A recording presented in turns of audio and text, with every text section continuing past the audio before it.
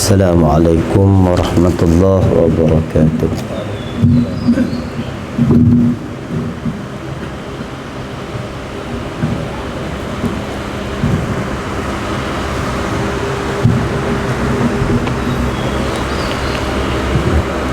Ila hadratin Nabi Mustafa Muhammadin sallallahu alaihi wasallam wa ila kafatil anbiya'i wal mursalin wa ila ashabihil kiram والتابعين وتابع التابعين وإلى الأربعة الأئمة المجتهدين والمسلمين والمسلمات والمؤمنين والمؤمنات والوالدين ومعلمين وذوي الحقوق علينا وخصوصا لمؤلف هذا الكتاب شيء لله لنا ولهم الفاتحة. أعوذ بالله من الشيطان الرجيم. بسم الله الحمد لله رب العالمين الرحمن الرحيم مالك يوم الدين إياك نعبد وإياك نستعين اهدنا الصراط المستقيم صراط الذين أنعمت عليهم غير المغضوب عليهم ولا الضالين.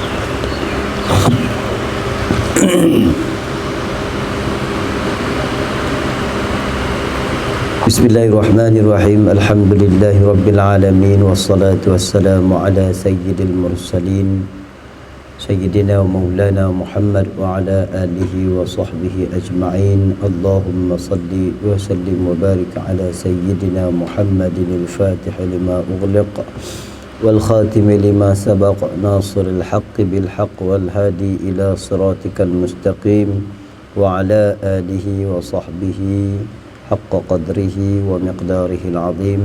اللهم فقهنا فقها في الدين وافتح علينا فتوح العارفين واجعل أعمالنا خالصا لوجهك الكريم.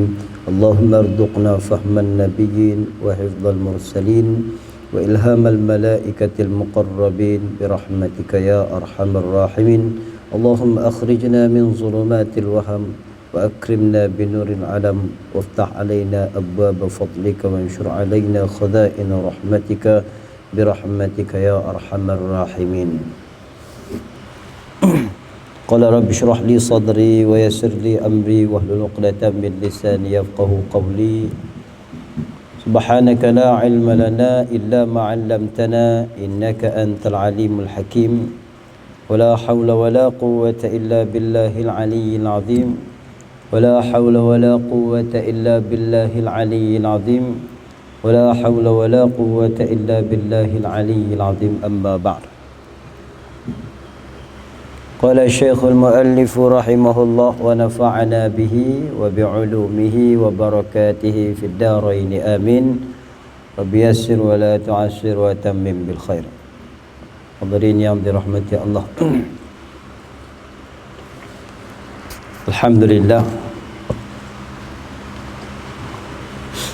sama-sama kita rafa'kan setinggi-tinggi kesyukuran kehadirat Allah Subhanahu wa taala.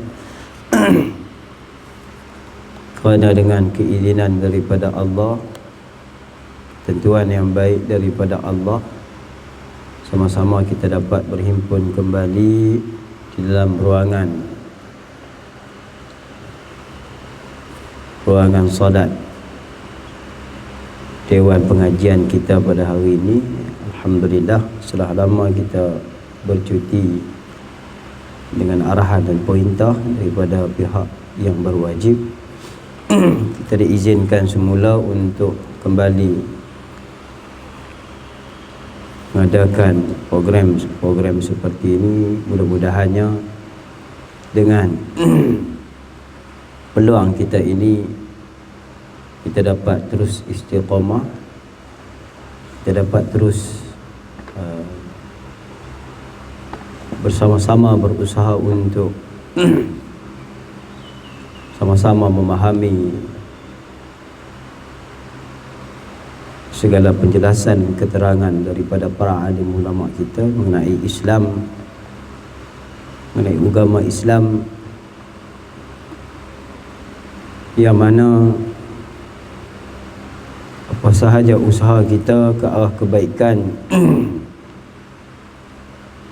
walaupun sedikit, sudah pasti ada ganjaran yang besar di sisi Allah Subhanahu wa taala, sehingga kan baginda Nabi SAW menyebut, jangan kamu melihat kebaikan yang dilakukan oleh seseorang itu walaupun sedikit sebagai satu perkara yang kecil, kerana ia dinilai besar di sisi Allah Subhanahu wa taala, apatah lagi dalam usaha kita untuk meneruskan program-program ilmiah. Setiap sumbangan kita, setiap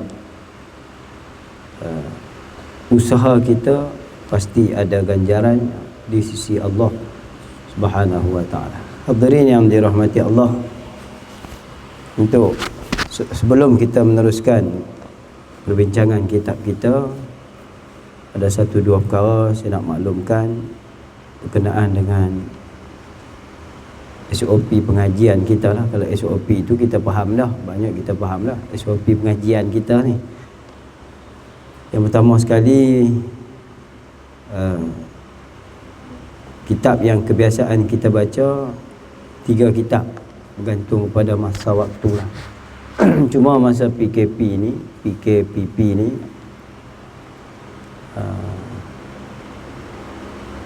kita akan baca 2 kitab dan bergilir ganti. Kalau minggu ni kita baca kitab Tauhid dan Fiqh, InsyaAllah minggu seterusnya kita akan baca kitab Tauhid dan Tasawuf.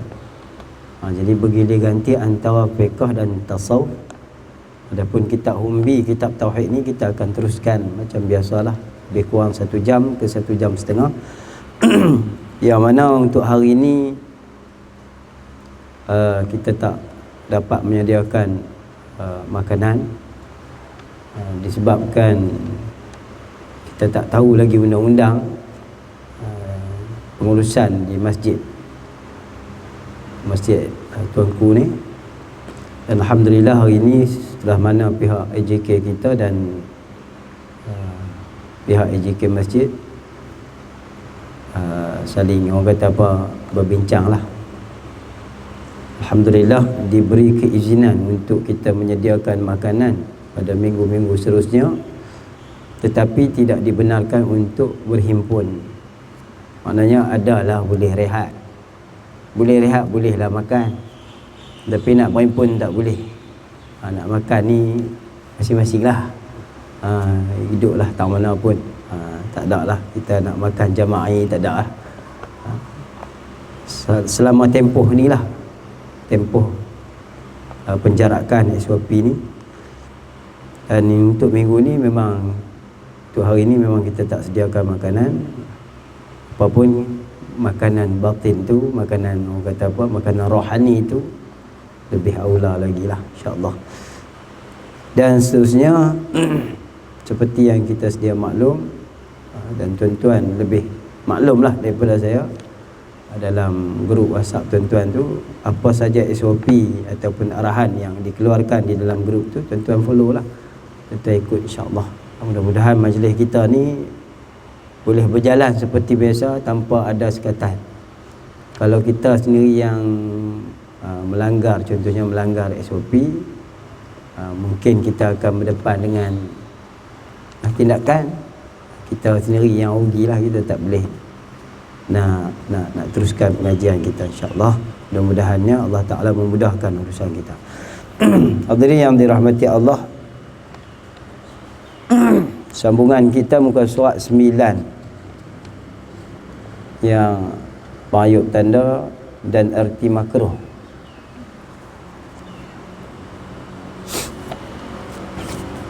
Qala al-muallif rahimahullah wa nafa'ana bihi wa bi'ulumihi wa barakatihi fid darain amin. Telah berkata musannif rahimahullah, dan erti makruh itu ialah barang yang dituntut tinggal sebagai tuntutan yang tidak diputuskan, sekira-kiranya dijanjikan tidak berdosa atas yang mengerjakan dia, dan diberi pahala atas yang meninggalkan dia dengan ikhlas. Kait katanya syarat lah, maknanya syarat untuk dapat pahala. Kerana yang makruh itu setengah daripada amaran Allah Ta'ala. Seperti makan sambil berjalan, kencing sambil berdiri, memakan akan makanan yang berbau keji, berbau yang keji, seperti memakan bawang putih dan sebagainya daripada perkara yang makruh. Ni dia buat main secara umum. Kalau secara terperinci dia ada bincang lagi perbahasan dia tu. Makruh ni ada berapa jenis? Makruh tu makruh zati ke, makruh aridi ke? Dia ada bincang lagi. Ni dia buat main secara umum. Dia buat main, orang kata apa, dia datangkan ta'rif makruh itu. Apa yang dimaksudkan dengan makruh? Makruh ni poin dia dikatakan sebagai amaran Allah. Kariha, tegahan. Jadi lafaz makruh sendiri tu mana yang ditegah. Yang ditegah tu makruh. Setengah orang kata yang dibenci. Benda yang dibenci. Yang benci tu siapa? Bukan Allah benci, hang lah benci. Gitu. Allah tu tak benci, tak sampai pangkat benci. Cuma Allah tegah kalau benci ni maknanya ba'uda 'anir rahmah. Itu benci-benci ni di sisi Allah tu laknat. Benci. Buat perkara makruh bukan Allah benci, Allah tak suka. Itu buat perkara makruh bukan Allah benci, Allah tak suka. Yang benci tu kita. Benci sebab busuk, benci sebab sebab apa namanya, unduh. Tu. Macam makan benda yang berbau, busuk. Itu kita benci. Cuma dari segi sudut bahasa, makruh ni perkara yang ditegah, yang dilarang. Kalau bahasa lembut sikit, tak digalakkan. Tak digalakkan. Itu bahasa lembut. Kalau sunat, sangat-sangat dialukan, digalakkan. Kerana makruh ni dia berlawanan dengan mandub ke yang sunat. Seperti mana haram yang berlawanan dengan wajib. Wajib ni perkara rintah, haram perkara rintah. Cuma konsep rintah itu berbeza. Rintah Allah Ta'ala, rintahan Allah untuk berbuat, rintahan Allah meninggal. Jadi wajib dengan haram itu lawanan. Begitu juga dengan makruh dan sunat. Makruh dan sunat juga lawanan. Kerana saling-saling rintah. Rintah buat, rintah tinggal. Tapi tak putus. Tak putus. Rintahan itu tidak putus. Maknanya dia bukan secara, orang panggil apa, taklif mutlaqan. Dia bukan taklif mutlaqan. Kalau taklif mutlaqan alal asli, bukan asalnya ialah wajib dan haram. Itu mutlak. Tapi kalau sunat dan makruh ini dia bukan mutlak tapi muqayyad. Dia termasuk dalam hukum yang keluar daripada wajib dan haram berdasarkan kepada nas-nas ataupun hujah yang tertentu yang diistinbatkan oleh para alim ulama. Yang dalam hadis Nabi katakan, apa saja yang aku suruh kena perbuat. Yang apa saja yang aku suruh yang bukan wajib, maknanya yang sunnah, buatlah sekadar semampu kamu. Buatlah sekadar semampu kamu. Bukan sebagai benda itu rintahan yang putus. Itu maknanya sunat. Erti makruh itu ialah barang yang dituntut tinggal. Tuntut, rintah jugalah. Dituntut. Tuntut tinggal sebagai tuntutan yang tidak diputuskan. Dalam usul fiqh disebut sebagai talabut tarki. Talaban ghairu jazimin. Talabut tarki talaban ghairu jazimin. Ni dia buat main takrif tu lagi. Yang kata makruh tu apa? Tuntut tinggal sebagai tuntutan yang tidak putus. Talabut tarki talaban ghairu jazimin. Tuntut tinggal sebagai tuntutan yang tidak putus. Tak putus ni mana? Bukan qat'i. Tu. Habis kalau bukan qat'i maknanya dibenarkan, dibolehkan. Dibolehkan tu bukan benar harus. Dan kalau buat pun tak berdosa. Benda makruh ni dia tak jadi haram.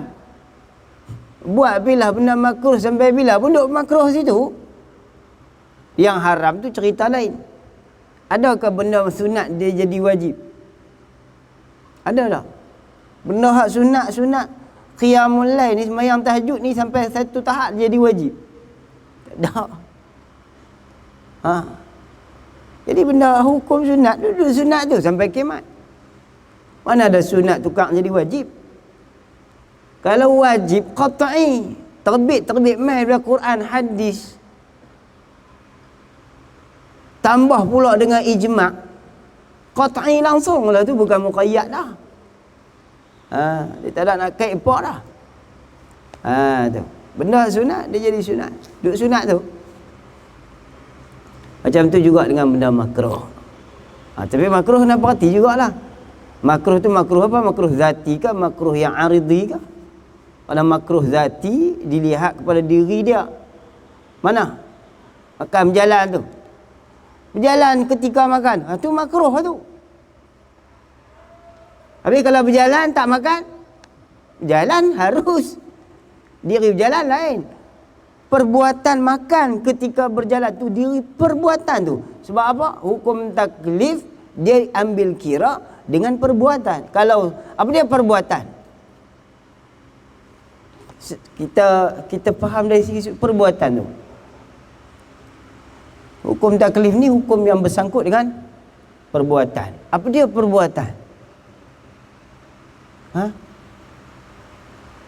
Lagi tak mati, itulah nama perbuatan. Jangan duk faham perbuatan ni gerak saja. Dah, diam pun perbuatan. Berarti perbuatan tu gerak diam. Tu. Perbuatan tu gerak diam. Ada kala diam yang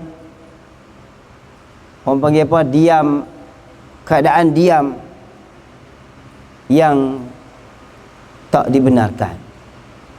Ada kala diam yang dibenarkan.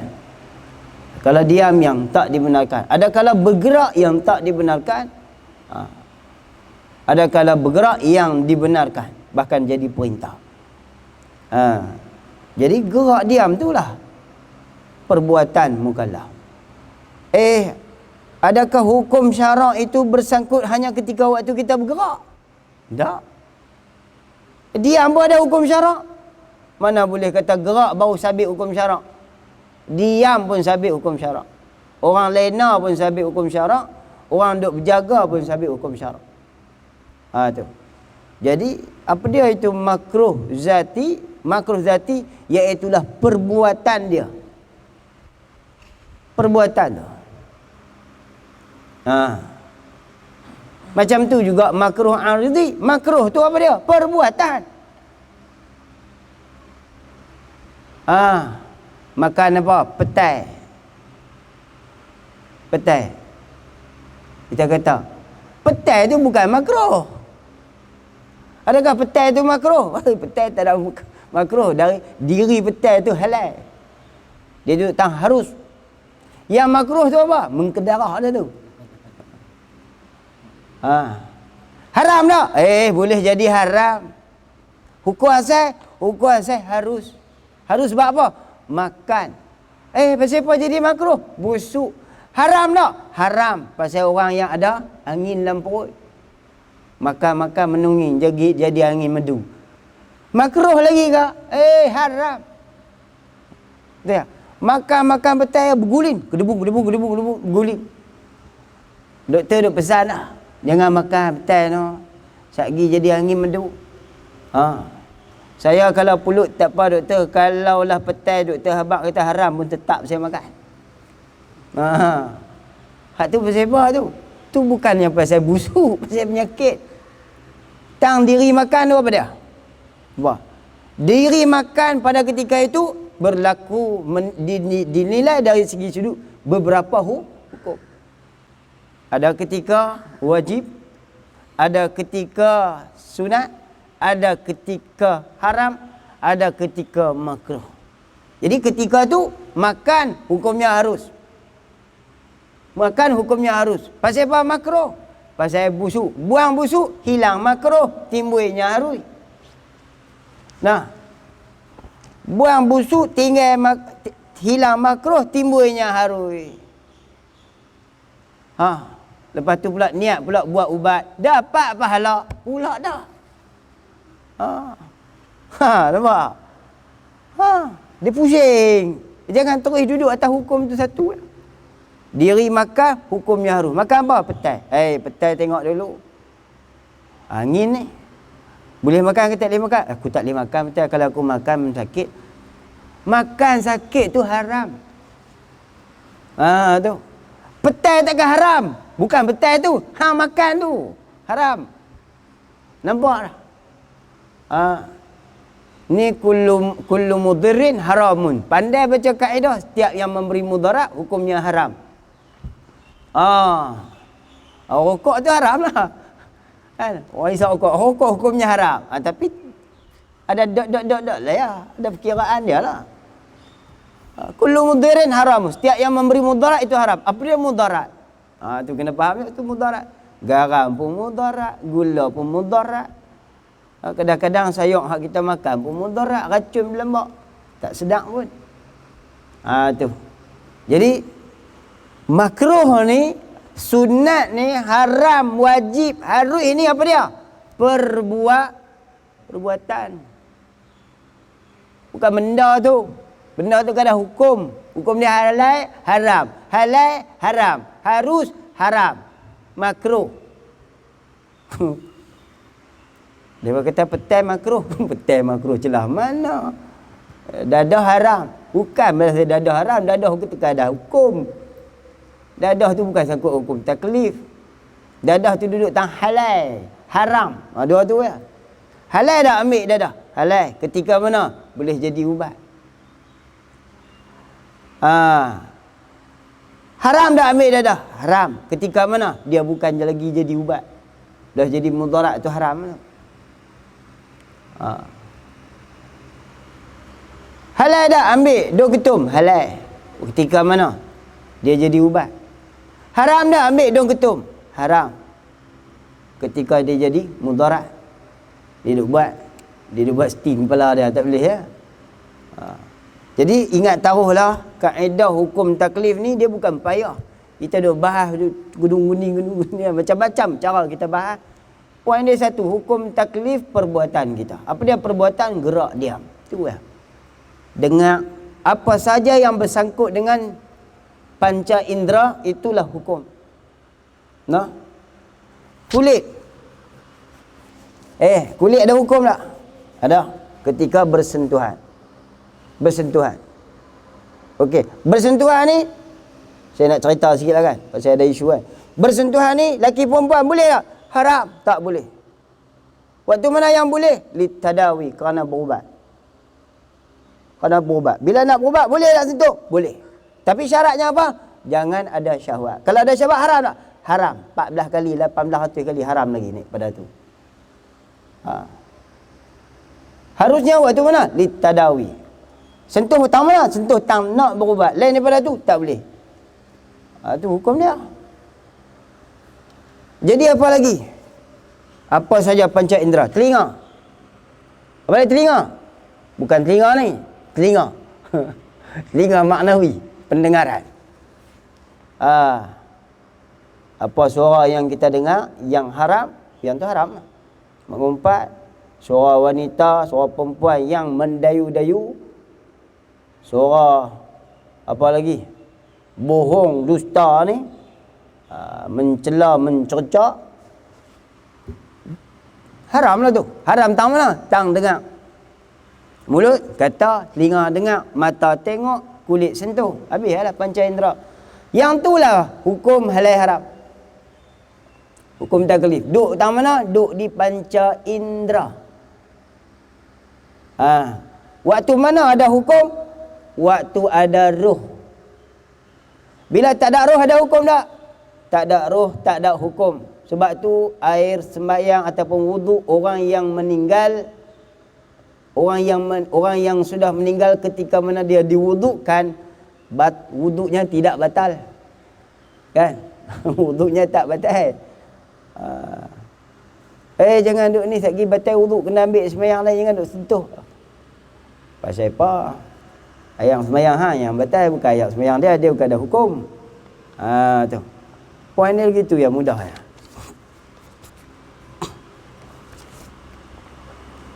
Kemudian katanya musannaf rahimahullah,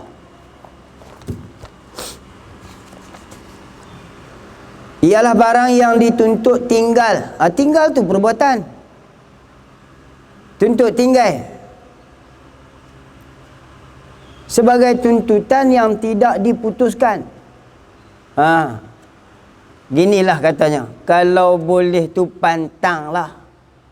Tu istilah Tok Guru saya, dia kata makruh ni sebahagian daripada perkara yang diperintah untuk berpantang. Tu saya kata gitu, berpantang. Apa dia berpantang? Jangan duduk dekat. Kalau boleh tu jangan timbul yang teringin pun. Teringin tu satgi dia nak jadi haram. Nak jadi haram, dia berubah hukum tu jadi haram. Mana hak makan tu asal hukum dia harus bertukar jadi makruh, satgi lama-lama jadi haram. Tang haram, hak haram lah. Hak makruh lah. Hak harus dia tak berubah dah. Haram, wajib, makruh tak berubah. Yang berubah tu keadaan dia. Tu. Makruh ni banyak. Makruh ni kita duk makan banyak benda makruh kita tak sedar. Tu, kita makan banyak benda makruh kita tak sedar. Macam-macam makruh kita tak sedar.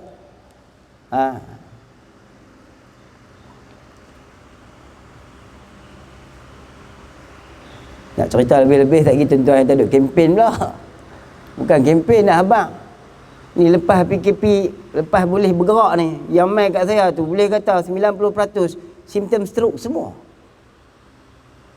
Tahu siapa? PKP kan? Maggi ayam, Maggi ayam, Maggi ayam, ayam Maggi. Maggi hari-hari dia balon Maggi. Mai stroke. Simptom stroke. Bahaya tu. No. Itu bukan dia makruh lagi dah. Yang tu dah jadi haram lah. Dia tak sedang. Bila kita kata jangan makan, dia makan lagi. Kam dia tu. Haram semua. Mudirin haramun. Kullu mudirin haramun. Maggi. Hari-hari Maggi. Lepas tu ayam. Ayam daging. Ayam daging tu sel, bunuh sel, mati sel badan kita. Kita tak sedang. Banyak tahu lah. Dituntut tinggal sebagai tuntutan yang tidak diputuskan. Sekira-kiranya dijanjikan tidak berdosa. Tu makruh, tak berdosa. Hang dia benci nampak macam berdosa, tapi Allah kata tak berdosa. Tak elok ya. Tu. Dijanjikan tidak berdosa. Kita ni kalau kata kalau tak berdosa, lega, tak berdosa kan. Hak tu kita pegang orang awam. Orang yang sufi, arif billah, orang yang dekat dengan Tuhan, bukan dia nilai dari segi tak berdosa tu. Nama makruh tu dia tak mau dah. Sebab yang letak makruh bukan ulama tapi Allah. Adakah dia sanggup untuk melakukan perkara yang di sisi Allah walaupun tak berdosa, tapi Allah tak suka? Orang arif billah kenal kasih hati, orang yang jadi kekasih kepada kekasihnya, dia tidak akan buat satu perkara yang menyebabkan kekasihnya benci. Tu. Kalau dia betul ada kasih. Kita orang awam, padan dengan kita orang awam, tilik kepada hukum. Dia tilik pada hukum. Diri hukum tu, tak berdosa. Tak berdosa, gabui lah. Nama kita orang awam. Tapi kalau berdosa takut ya kan. Hak dosa pun langgar, tak apa hak makruh. Setengah tu hak dosa dia langgar, dia tak sedar. Hak makruh ni dia petikai tu lah, ni benda ni makruh, benda tak elok. Yang hak haram tu hang langgar hari-hari. Apa dah? Macam-macam lah.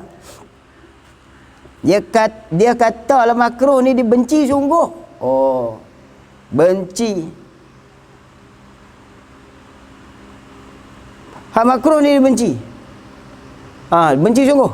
Hak haram yang dia buat, dia buat dia tak sedar. Bukan riya pun haram lah, dia tak sedar. Hak makruh dia benci. Contoh. Contoh pun kasarnya. Bahaya. Tak payahlah kasar.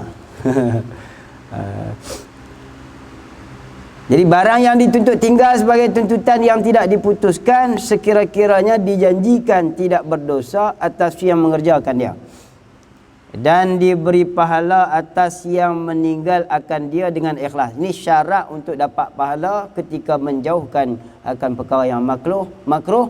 Bukan passion, bukan perangai, bukan malualah, bukan sikap dia macam tu, tetapi kerana Allah Ta'ala. Ini syarat nak dapat pahala. Syarat nak dapat pahala meninggal. Apa saja pekerjaan yang bangsa meninggal dalam mazhab kita Syafi'i, untuk dapat pahala mesti ikhlas. Ni Syafi'i. Bangsa meninggal ni dua lah. Bukan meninggal mati tu. Bangsa meninggal perbuatan tu. Bangsa tak buat perbuatan tu, kalau nak dapat pahala, mesti syarat dia dengan sabit ikhlas. Kalau tak sabit ikhlas, passion dia, perangai dia tak ada apa. Tu. Dan macam tu juga, satu lagi dia punya point dia, nak dapat pahala perkara yang kena tinggal ni, waktu kita didesak. Tu. Faham tak didesak? Didesak untuk melakukan perkara itu. Dan kita meninggal ketika desakan itu, waktu tu dapat pahala. Boleh? Lah ni kita duduk mengaji, kita dapat pahala wajib. Pahala haram mana dapat? Kita dapat pahala wajib dengan sunat. Lah. Kita dapat pahala wajib dapat, hak sunat dapat. Haram dengan makruh? Haram dengan makruh dapat tak? Dapat juga. Tengoklah. Waktu mana? Contoh. Dalam majlis pun banyak lah ni. Laki perempuan hadir. Ada yang tutup muka, ada yang tak tutup muka, ada yang elok, ada yang tak elok. Hak huduh dia kata, hak elok dia puji. Gaduh-gaduh dia mengorat. Gitu. Itu cerita lain. Nak abang kata, contoh situasi kita lah ni, wajib dan sunat. Kalau ada memandang dengan nafsu, diri memandang tu pun dah haram dah. Kalau kata, diri pandang yang perkara yang diharuskan tu tak haram. Pandang pada muka tak haram, tengok ke muka tak haram. Tapi kalau sampai fitnah, tu baru haram. Tengok ke muka, tengok muka, tak haram. Laki tengok perempuan, perempuan tengok laki, tak haram. Tengok tak mana, tengok muka, muka tak haram. Yang haram biqaidin, dengan kait apa? Kait kalau sabit nafsu, sabit syahwat. Nak apa pula dah syahwat, kena hurai pula syahwat tu apa dia.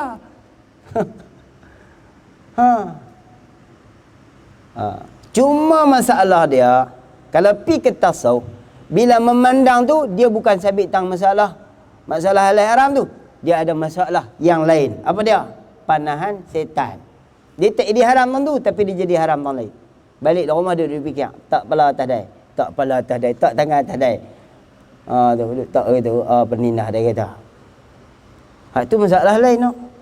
Tu masalah balik rumah duk khayal seorang-seorang. Tu jadi lagu lain tu. Jadi diri memandang haram, tak haram. Tengok apa nama isteri-isteri tok guru pun banyak mana yang tak pakai niqab. Kan? Pasal apa isteri tok guru tak pakai niqab sedangkan dia tok guru? Kita hak bukan tok guru ni pun gagah penuh pakai niqab. Kan? Tak ada masalah apa tak pakai, jangan kita kata. Sekali bini dia tak haram, kita yang haram pergi kata kat dia. Tu. Macam-macam lah malah ni. Cumanya seeloknya begitulah. Yang lebih baiknya begitu. Apatah lagi kalau sekiranya nak mengelak daripada fitnah. Elak daripada fitnah. Elak daripada fitnah. Sebaiknya begitu. Boleh noh. Saya maknanya sebut secara mudah, secara kita boleh faham apa itu hukum taklif. Perkara yang tuntut tinggal untuk dapat pahala, pertama mesti ketika kita didesak. Okey. Yang kedua, ketika desakan berlaku itu kita tinggal dengan ikhlas. Selesai. Itulah dapat pahala. Wajib, haram ke, makruh ke, ketika tu. Buah dukung duduk depan mata ni merlit merlak.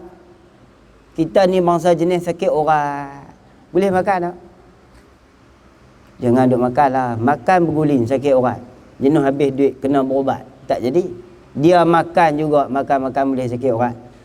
Tu. Awak makan tu tak ada hukum ke? Makan buah dukung harus saja ustaz. Jangan. Sabit hukum tu. No? Jadi waktu tinggal tu dapat pahala tak? Dapat pahala. Mudah ya? Boleh no? Nak dapat pahala tu. Dan diberi pahala atas yang meninggalkan dia dengan ikhlas. Kerana yang makruh itu, diri makruh itu setengah daripada amaran Allah. Cuba kita cari makna amaran tu apa dia? Cari makna amaran tu apa dia? Peringatan. Sebab apa? Makruh ni kalau dari segi sudut pemakanan lah. Ulama lah. Makruh ni perkara yang semakin membawa mudarat. Pada apa? Tubuh badan. Orang yang duk tengok benda hak makruh ni,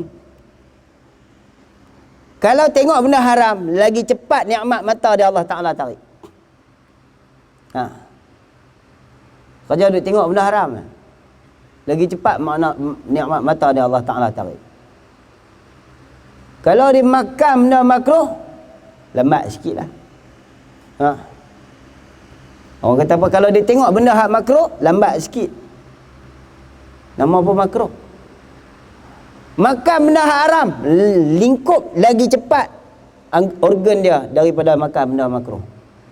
Pendek kata, haram mudarat, makruh juga mudarat. Cuma mudarat dia tu berbeza. Mudarat dia berbeza.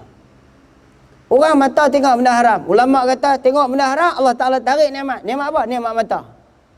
Lagu mana tarik nikmat mata kita tak tahu. Yang kita faham di kelabu mata, rosak mata. Tapi yang selebihnya tu apa dia? Itu surah pada Allah Ta'ala. Tu hak bangsa hukumi, hak bangsa tak nampak, hak bangsa yang hikmat-hikmat tu. Macam tu juga telinga. Mata, telinga buat benda hak haram, memang cepat rosak badan kita. Macam tu juga perkara yang makruh, rosak badan. Mata tengok, apa dia tengok yang makruh? Seperti melihat kepada kemaluan dia tanpa asbab, tanpa tujuan. Begitu juga melihat kepada kemaluan isteri. Makruh. Bukan haram, tapi makruh.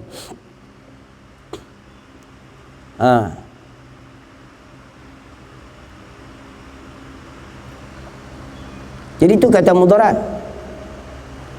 Amaran, yakni tegahan Allah. Tegahan. Kita orang Malaysia ni lah, makanan orang Malaysia ni, nak kata orang Malaysia saja pun hak kena Covid banyak kali mati mereka. Mereka nak makan belacan tapi budu sampai juga. Mereka pun ada juga budu. Kan? Bukan di Kelantan saja, bukan kot ni saja ada budu, sana pun ada. Tapi maklum dah orang yang mati kena Covid ni bukan sebab diri Covid tu, diri lain. Suatu yang lain ni siapa pun tak boleh nak lari yang ni. Memang sistem perubatan mana pun faham yang ni. Dia bukan sebab tu, sebab organ dalaman dia. Nah, paru-paru dia lemah, jantung dia lemah, hati dia lemah, empedu dia lemah.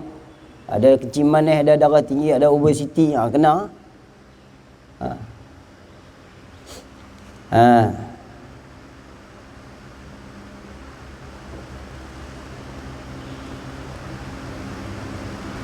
Baik, setengah daripada amaran Allah Ta'ala seperti makan sambil berjalan. Nampak?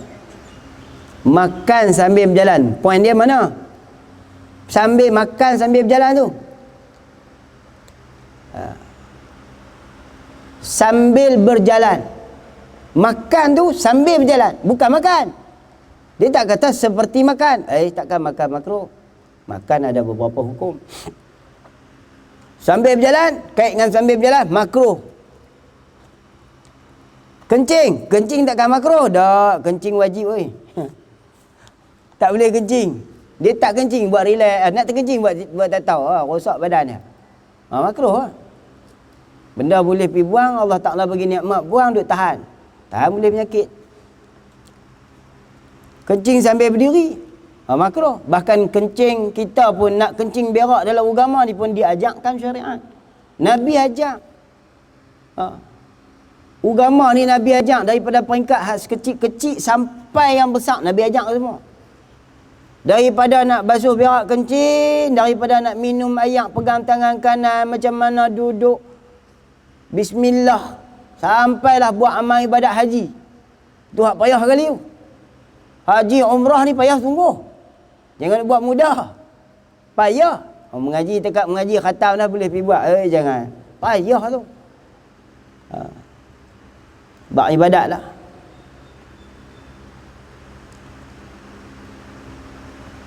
Kencing sambil berdiri dan memakan akan makanan, sifat bagi makanan yang berbau yang keji. Berbau yang keji.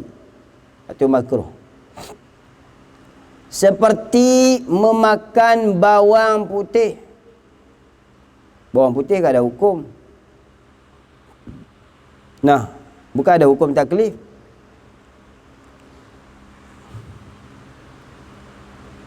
Dia kena beza hukum lah. Hukum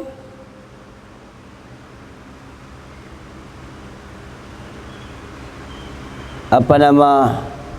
Hukum ni, diri hukum tu apa dia? Perbuatan. Diri hukum tu perbuatan. Sesuatu yang bersangkut paut dengan perbuatan tu dihukum.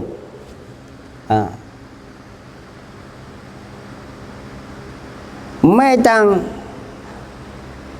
sesuatu tu asalnya dia tak ada hukum. Dia tak ada hukum. Sebab kita kata sembahyang. Sembahyang ni apa dia hukum dia? Sembahyang apa hukum? Hukum ni sebab kita wujud. Dia barang wajib. Okey, pasal apa? Asalnya barang mungkin. Barang yang berhukum dengan hukum wujub tu apa dia? Dipanggil wajib. Dia tu ada hukum, dia tak ada hukum. Yang hukum tu duduk kat kita. Lepas tu kita panggil sembahyang wajib, itu tasamuh. Sembahyang apa hukum? Wajib. Itu tasamuh. Sebab diri dia tu nisbah kalau kita pikuk kepada imkan mungkin ni, diri dia tu mungkin. belacan, mungkin. Petai, mungkin. Dadah, mungkin. Lelaki, mungkin. Perempuan, mungkin. Bila mungkin, diri dia jaizun, yang harus. Itu takbir yang harus. Apa dia? Mungkin, petai, belacan, budu, jaizun, yang harus. Yang harus nisbah mana? Tu kata ada kait. Nisbah mana? Nisbah kata dia tu makhluk Allah Ta'ala. Bila makhluk Allah Ta'ala, apa saja makhluk yang Allah Ta'ala cipta, semuanya mungkin. Ada hukum tak? Asalnya tak ada hukum. Kecuali setelah diletakkan hukum oleh Allah. Mana kaedahnya Imam Syafi'i? Setiap sesuatu itu hukumnya harus. Setelah datang dalil, barulah berhukum dengan dalil tersebut. Setiap sesuatu hukumnya harus. Kecuali apabila datang dalil yang berhukum atas diri tersebut. Dalil itu apa dia? Quran, hadis, ijma', qiyas. Itu hujah tu, main hukum. Setiap satu hukum dia harus. Kecuali mai ayat Quran ataupun mai hujah, mai hukum, barulah berubah. Tu. Sebab tu jaiz ni harus ni dia hukum apa? Takhir. Takhir, pilih, boleh buat, boleh tak buat. Hukum takhir.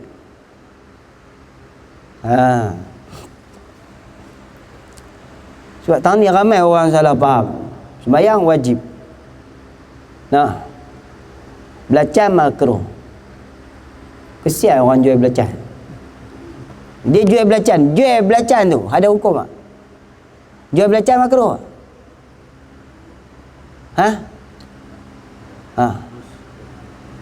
Makan belacan makruh. Jual durian wajib jadi kaya. Nak bantu agama. Kalau dia pandang itu, aku orang yang wajib berniaga. Kerana apa? Membantu agama. Fardu takdir, waktu tu tak ada orang dah mau jual durian. Durian ni tak ada orang dah jual durian. Dia kata aku terpaksa kena jual. Kerana kalau tak jual, habis. Mau jual tak apalah. Tapi orang makan beberapa kategori hukum. Ada ketika harus, ada ketika makruh, ada ketika haram. Jangan main-main dengan durian pun dah. Saya hidup pergi melantak di 24 kena 2 biji rebah. Tu. Macam-macam.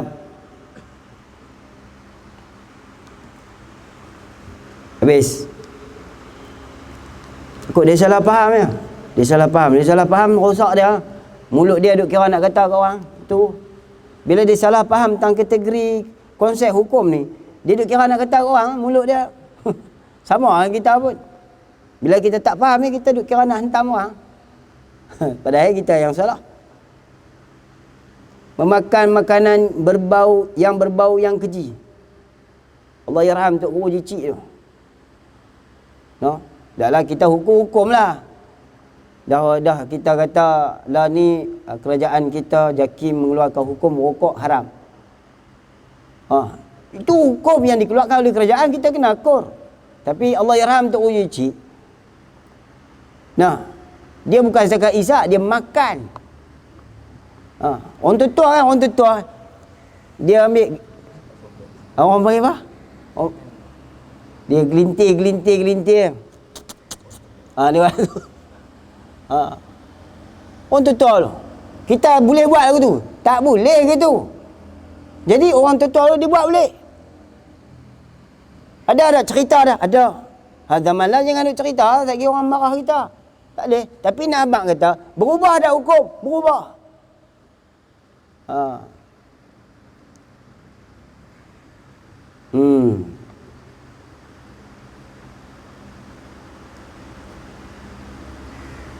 Orang tua dulu kot kampung perempuan pun pintai kot daun.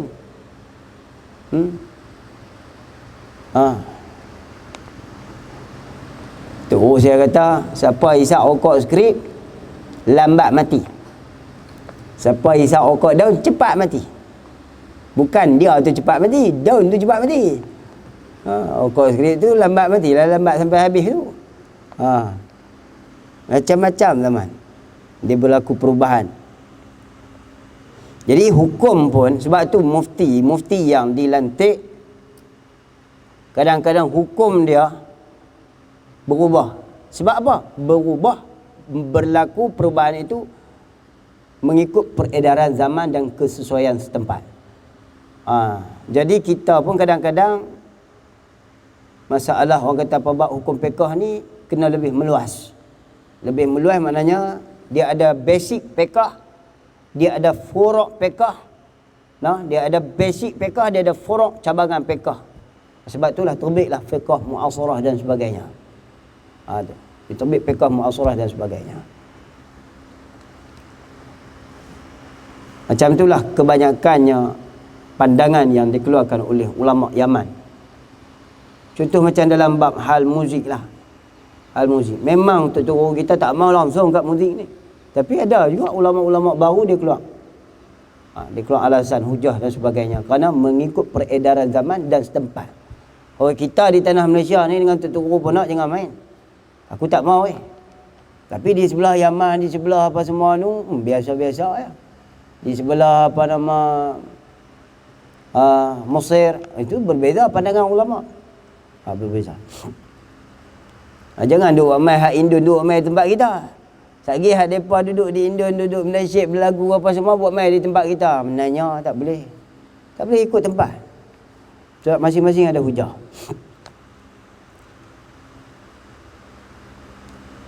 Maka dapat pahala seperti makan bawang putih dan sebagainya daripada perkara yang makruh. Maka dapat pahala yang meninggalkan dia dengan ikhlas. Syarat dia dengan ikhlas. Dan tidak disiksa atas yang mengerjakan dia. Tak siksa.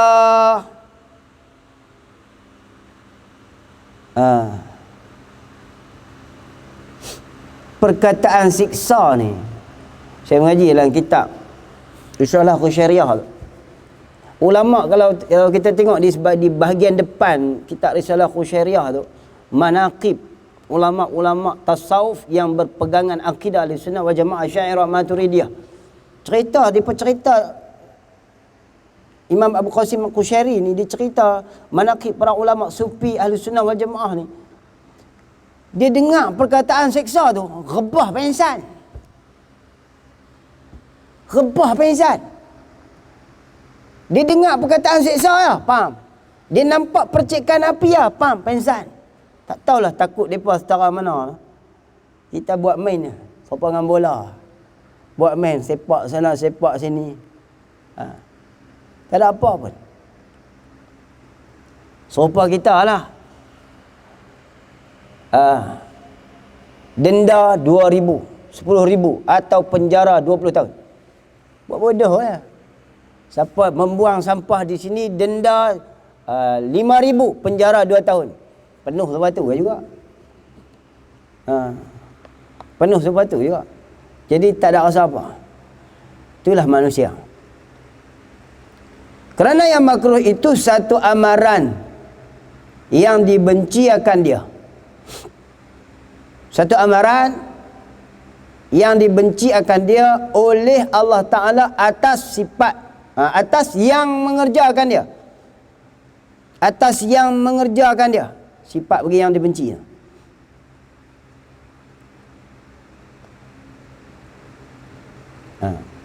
Jadi orang yang mengerjakan amalan yang dibenci, dia berarti dia melanggar amaran Allah Ta'ala. Dia melanggar amaran Allah Ta'ala. Bukan satu larangan yang putus, tapi hanya amaran. Amaran ni apa dia? Bahaya yang menanti di hadapan dia. Had laju 60. Cuba hang bawa 80, 100 tengok. Hang tunggu lagi nak tergolek. Tu kata amaran. Amaran ni bahaya yang menanti di depan. Hang buat benda makruh, makan tengok benda makruh, cuba makan sambil berjalan, apa akibat dia? Kita pernah kaji. Pernahkah kita kaji makan sambil berjalan, kencing sambil berdiri, apa mudarat dia? Ada puak sains keluar kenyataan? Ada. Kalau puak sains dia keluar kenyataan, bahayanya kencing sambil berdiri, jadi tak timbullah isu orang lelaki kencing sambil berdiri di arenar. Engkau tak malu lah. Melayu Islam ni pun. Kalau Cina kapiang tu huduh biar pi lah. Kan? Dia masuk dah lah ramai kan. Beratok elok. Kau tengok aku. Itu maruah dah habis dah satu. Kalau Cina ni orang kata apa yang non-Muslim ni, yang bukan Islam, tak kira lah Cina ke apa kan, non-Muslim ni, dia tak ada jiwa, dia tak ada perasaan. Tapi kalau orang Melayu Islam, takkanlah sampai tak ada jiwa perasaan. Kalau tak malu ke Allah pun takkan tak ada malu ke orang. Ni celaru biru ni. Betul ya? Kalaulah tak ada malu ke Allah Ta'ala pun, takkan tak malu ke orang. Ni dah ke Allah pun tak malu, dekat orang pun tak malu. Selalunya orang buat maksiat, dia malu kat siapa? Dia malu kat orang, bukan dia malu kat Allah. Kan? Dia malu kat orang. Dia takut kat orang lebih daripada dia takut kat Allah. Itu syirik dah satu hal. Ni arena ni. Kencing berdiri ni. Kan? Tak ada malu, tak ada maruah lah. Tak ada maruah. Jadi adakah orang hari ni ataupun kajian sains hari ni buat kajian tentang bahayanya orang kencing berdiri? Terutama sekali lelaki. Apa dia bahaya dia? Pertama, melemahkan tenaga batin dia. Yang kedua, menyebabkan kesukaran pada prostat dia. Maknanya kencing dia. Bengkak prostat. Tu orang panggil mudarat. Nah, pertama lemah tenaga batin. Yang kedua sukar kencing. Yang ketiga buah pinggang rosak. Yang main-main no. Sebab itulah Nabi kata amaran. Nabi kata amaran. Benda amaran ni. Patut sangat kipas tak main kot ni. Tak apa. Melawak ya. Boleh faham lah. Seperti kencing berdiri. Ni bukan saja-saja ni awak kencing berdiri. Kita, anak kita tu, kalau dia kencing berdiri, dari kecil tu, daripada kecil lagi kena ajak dah kencing duduk. Kalau dia kencing pun kena ajak dah, kaki belah kiri tu angkat. Kaki belah kiri. Lagi dia pun hangat pula. Allah hangat sikit ya.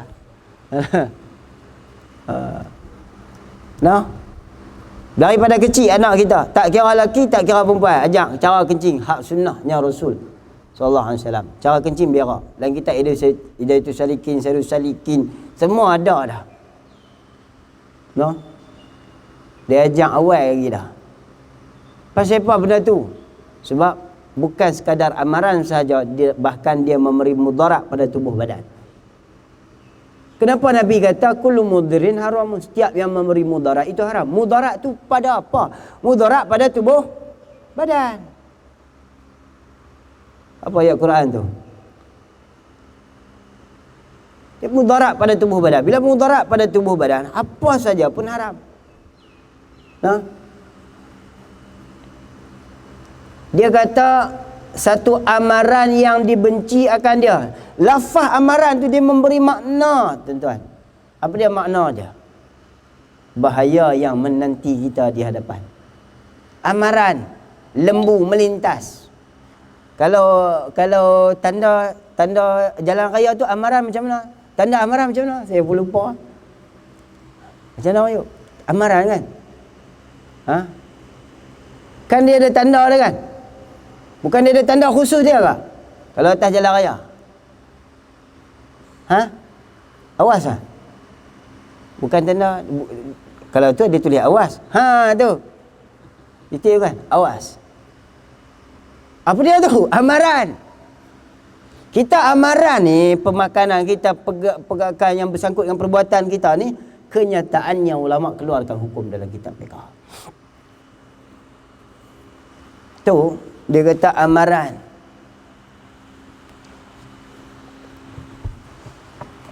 Manusia ni tak kira bangsa amaran Allah ni, amaran manusia pun dia langgar. Manusia ni tawaran manusia dia serbu, amaran manusia dia langgar. Tawaran Allah Ta'ala dia tak peduli, amaran Allah Ta'ala pun dia tak peduli. Itulah manusia. Ketika orang yang mengambil peduli, orang yang mengambil peduli, ketika itulah orang itu kita faham dia ada kelunakan ataupun perasaan jiwa di hati dia. Dia reti hukum, dia reti undang-undang Allah, dia ada jiwa. Waktu dia langgar, waktu tu dia tak ada jiwa. Tak kira lah, langgar benda wajib, langgar benda haram, langgar benda makruh, waktu tu dia tak ada jiwa. Sebab itulah benda haram banyak Nabi kata, orang yang melakukan perkara haram ketika itu dicabutkan iman dia. Waktu cabut iman tu apa dia? Bukan iman dia tak ada, bukan cabut iman terus, kekuatan iman dia waktu tu tak ada. Sebab itulah kita kata kita selalu kena baca la haula wala quwwata illa billahil aliyyil azim. Baca tu.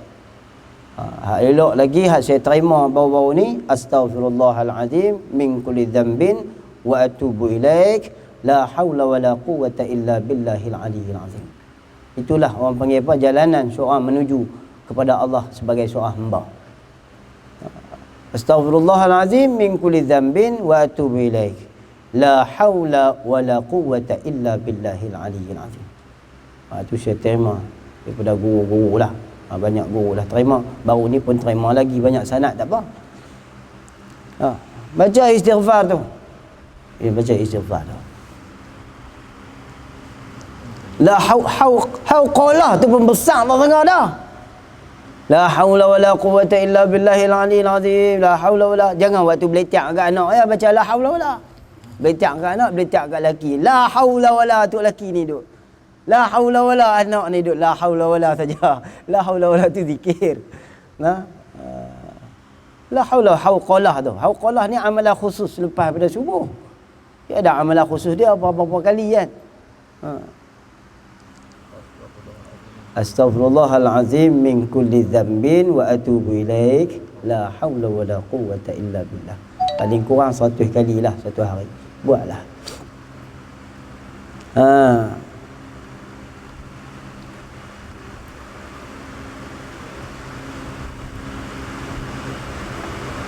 Dia satu amaran yang dibenci akan dia oleh Allah Ta'ala atas yang mengerjakan dia.